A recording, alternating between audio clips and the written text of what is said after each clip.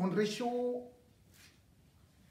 Paul Biya est-il au chaud ou est-il au froid? Personne n'en sait. C'est vrai que Louis XI disait, je cite, « Celui qui ne sait pas dissimuler ne sait pas régner. » Mais à force de dissimulation, on a fini par perdre exactement la notion même d'un homme, d'un président qui est supposé diriger le Cameroun. Beaucoup parlent même de la photocratie, dans la mesure où, souvent pendant les cérémonies, on ne voit que la photo. Combien de conseils ministériels ont-ils été faits?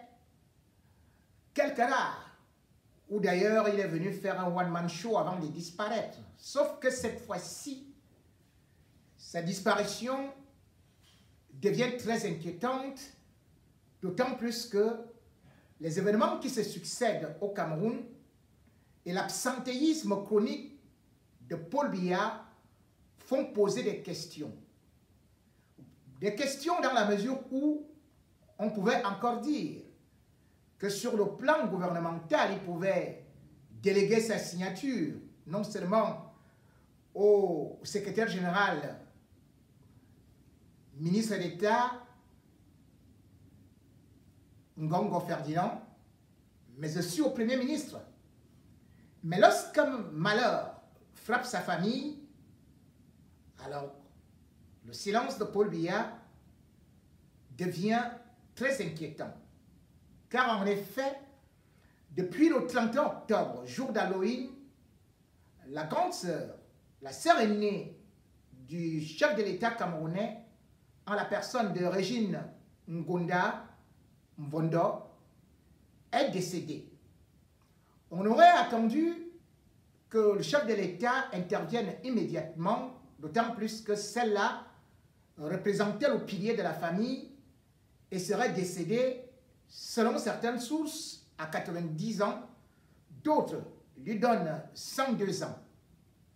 Les conditions de sa mort ont posé beaucoup d'interrogations, puisque elle est décédée au niveau de l'hôpital de la Caisse. Or, régulièrement, lorsqu'elle y allait, c'était toujours pour un transfert vers l'Afrique du Sud et particulièrement à Johannesburg, où elle était suivie à Medici Clinic.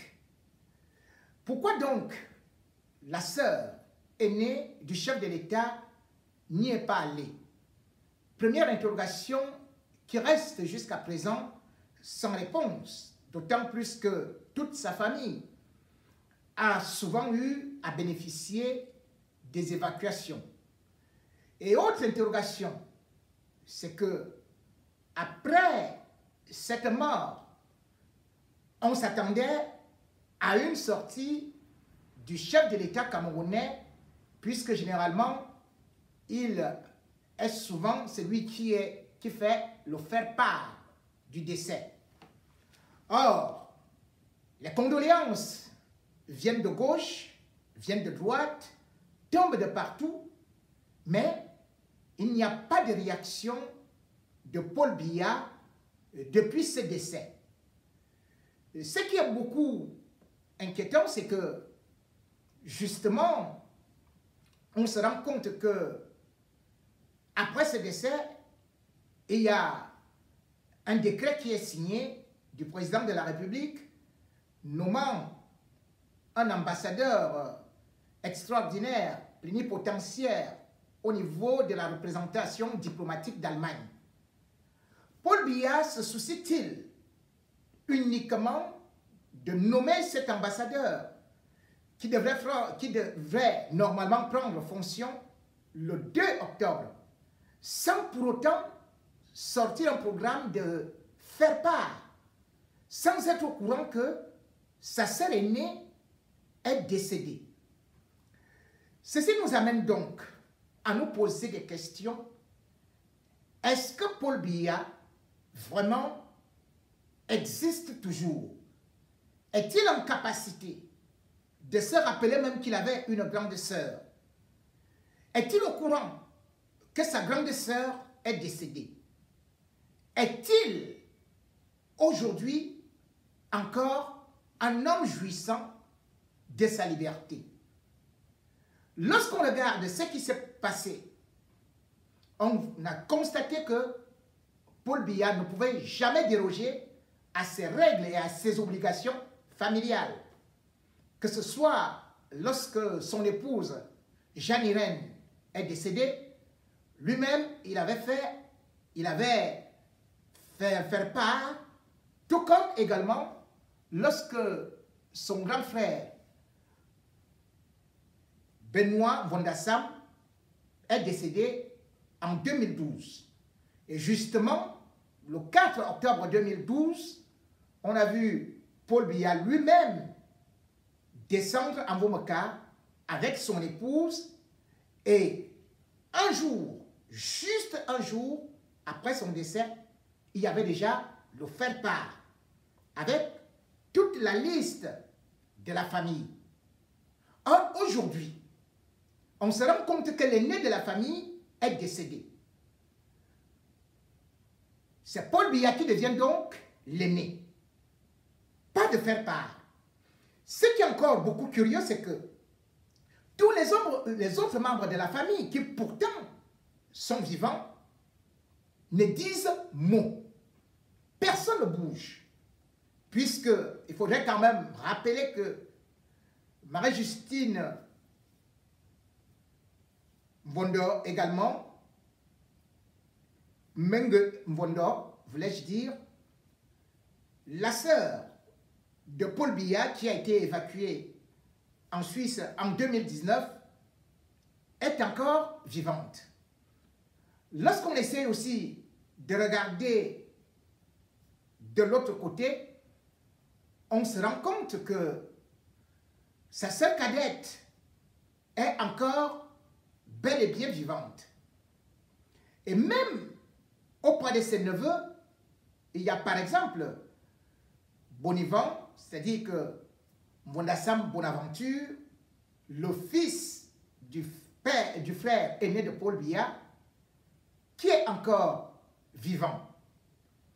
On voit également que Dieudonné Mokou est encore vivant, lui qui est à la fois directeur général de la Caisse autonome d'amortissement et aussi vice-président de la BEAC. Autant de questions qui nous font aujourd'hui nous demander où est donc Paul Biya depuis la mort de sa sœur. Une première interrogation était déjà là quand on a vu, par exemple, les massacres qui sont survenus à Kumba. Paul Biya avait attendu avant de pouvoir réagir suite aux multiples critiques qui avaient été adressées. Et un communiqué a été publié via les réseaux sociaux. Un deuil national a été décrété pour le samedi 31 octobre, jour de la mort de sa sœur aînée. Mais curieusement, Paul Biya n'a pas pris part à cette messe et même n'a pas adressé ne serait-ce qu'un mot lorsqu'on sait quand même qu'il y a eu 7 morts et une dizaine de blessés parmi ces jeunes enfants dans une école primaire. Mais ce qui était encore beaucoup plus curieux, c'est que au niveau du palais des sports, où devait se tenir la grande messe de commémoration pour la mémoire de ces enfants, on n'a pas vu les membres du gouvernement y aller. Pourquoi donc ces membres du gouvernement ont déserté cet endroit? Est-ce parce qu'ils étaient au courant que Paul Biya ne devrait pas être là, ou bien parce qu'ils sont au courant que Paul Biya n'existe pas, ou tout simplement est dans l'incapacité aujourd'hui de gouverner, de se mouvoir? Au niveau du palais, il n'y a pas l'ombre d'un Paul Biya.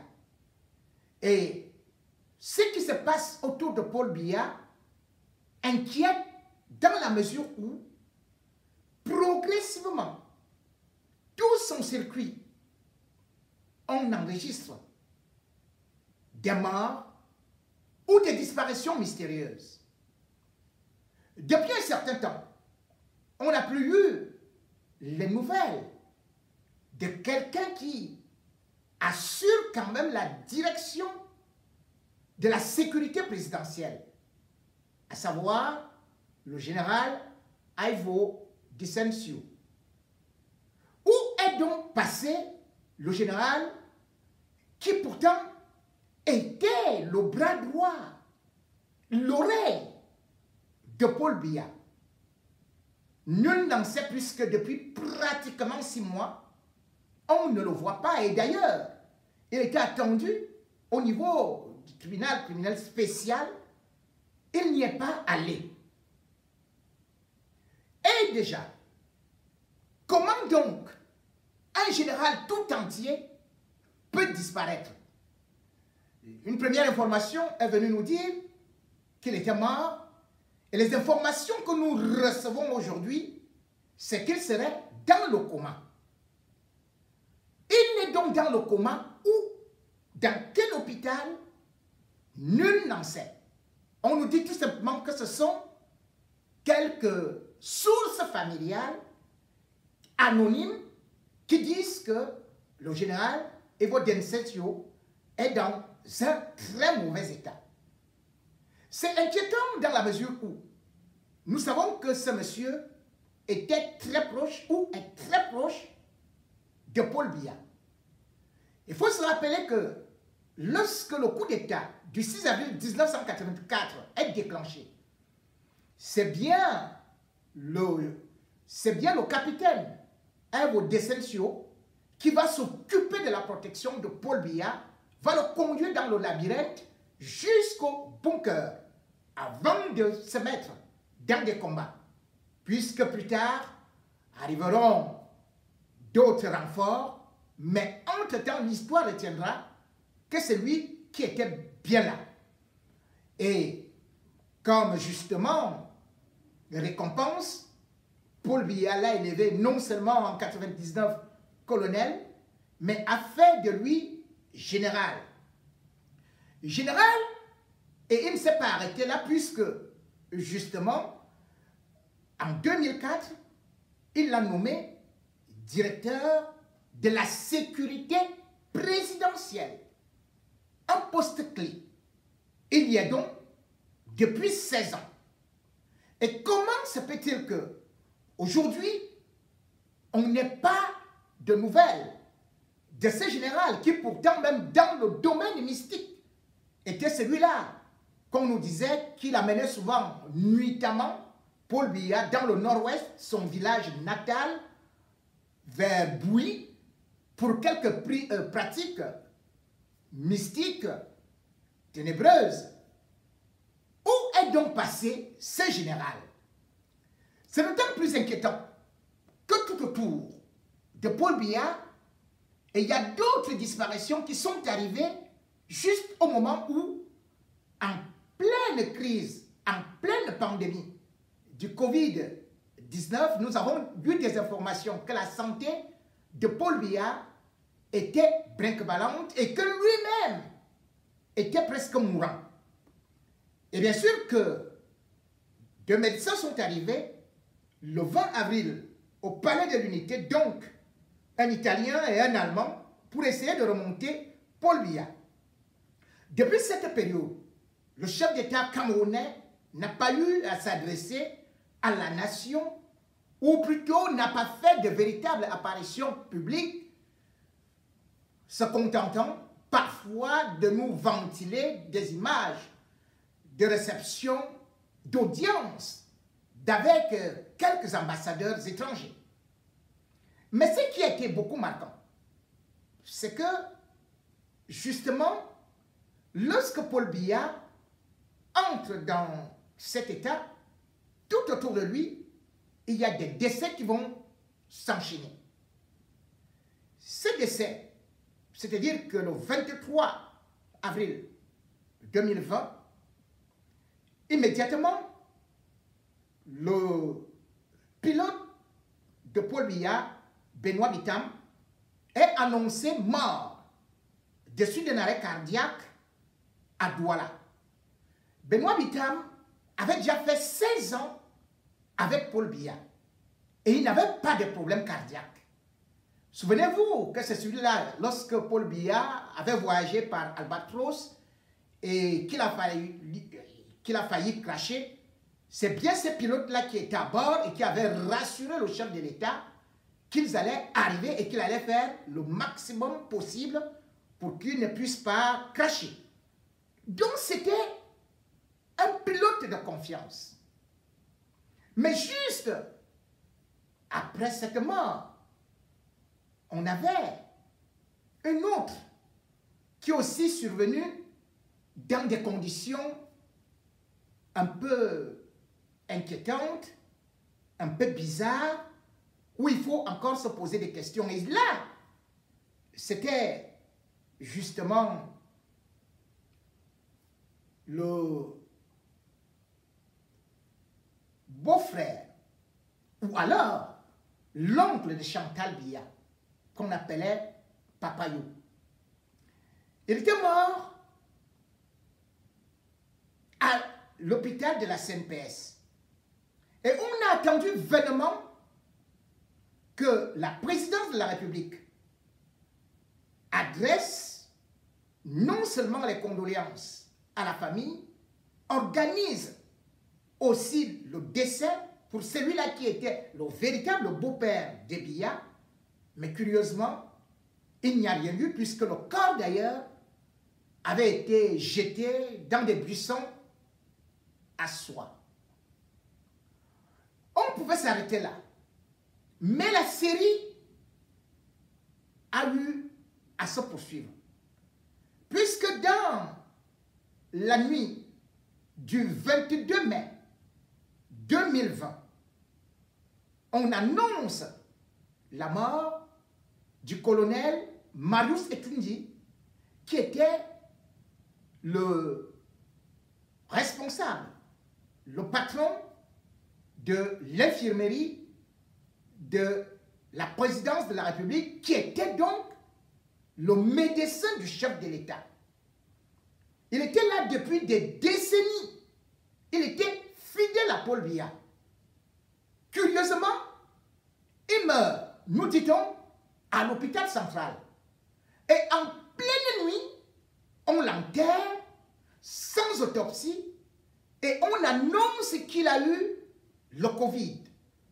Or, de tous ceux qui sont, que ce soit au palais, ses collaborateurs, auprès desquels nous avons eu à enquêter, aucun ne peut certifier, et d'ailleurs personne ne l'a vu, souffrir du Covid, puisque le Covid ne tue pas comme un vulgaire accident de circulation ou alors un arrêt cardiaque.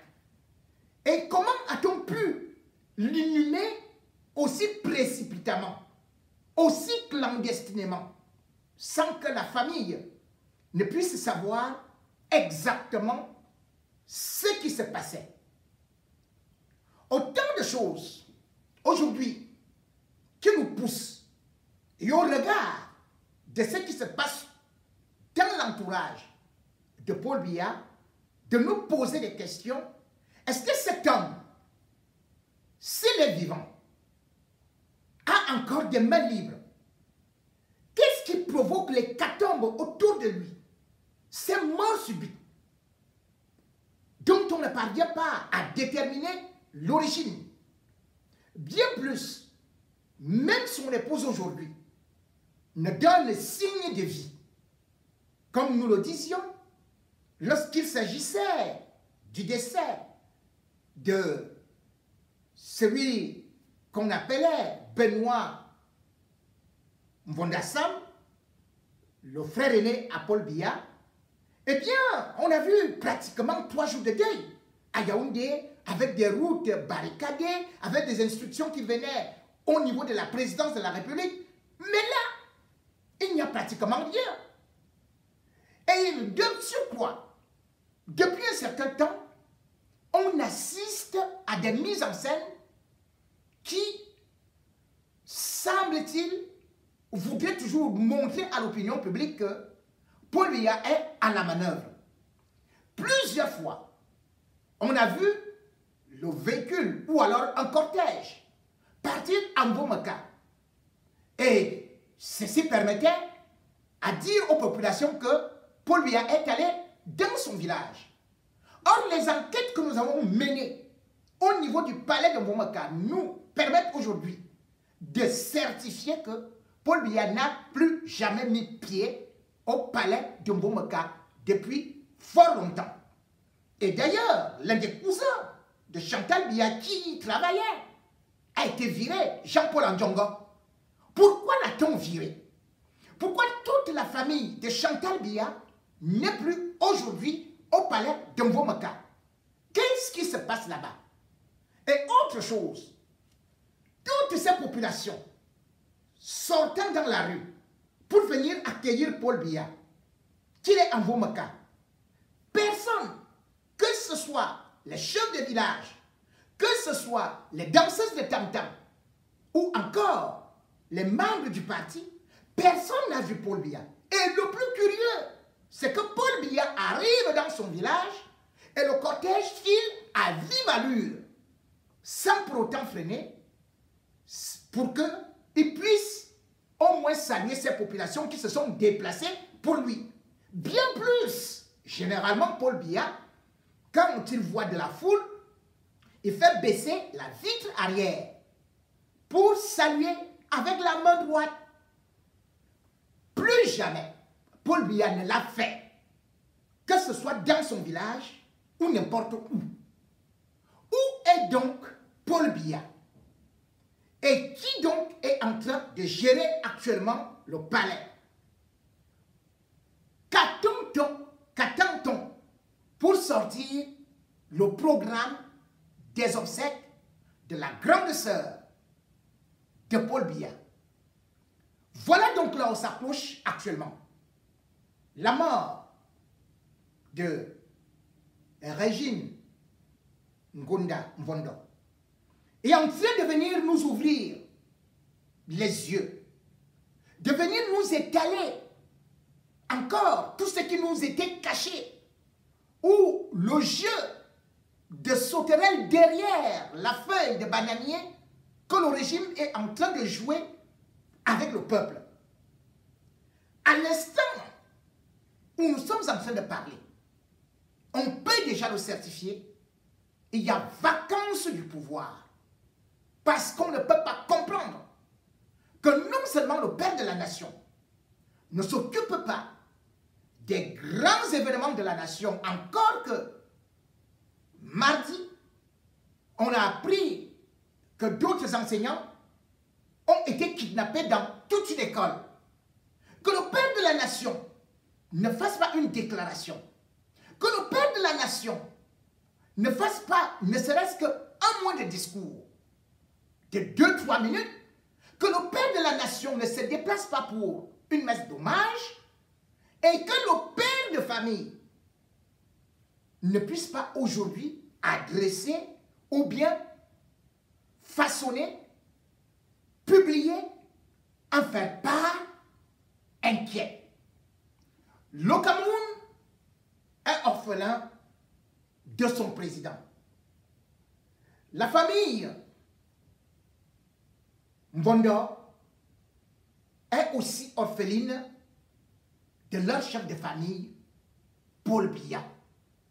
C'est ça la réalité.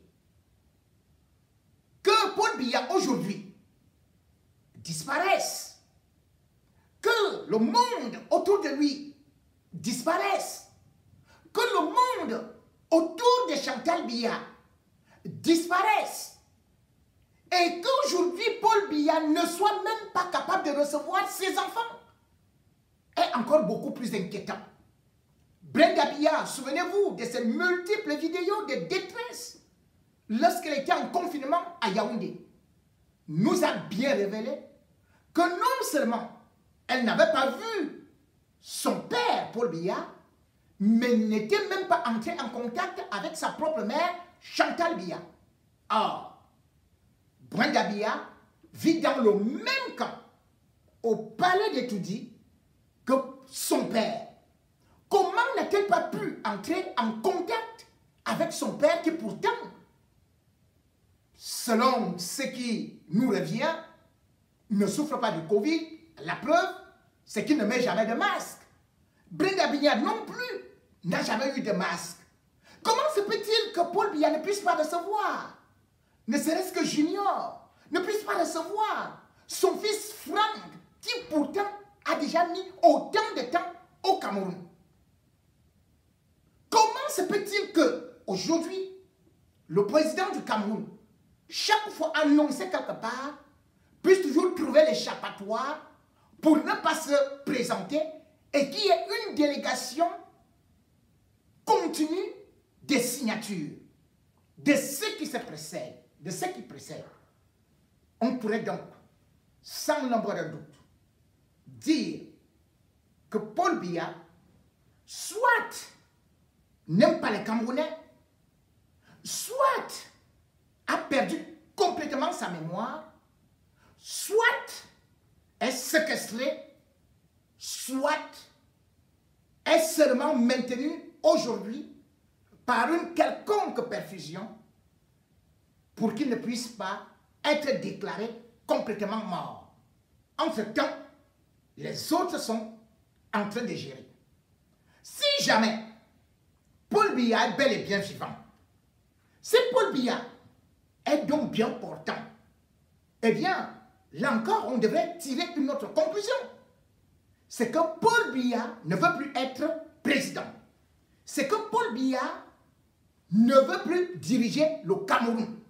C'est que Paul Biya ne veut plus de sa famille. C'est que Paul Biya n'a plus de cœur. Et comme le disait André de Monterland, l'indifférence est un perpétuel adieu. L'insensibilité fait des monstres. Face, tu es mort. Pile, je te tue. On m'appelle J. Rémi Ngono. Dieu pardonne, moi pas.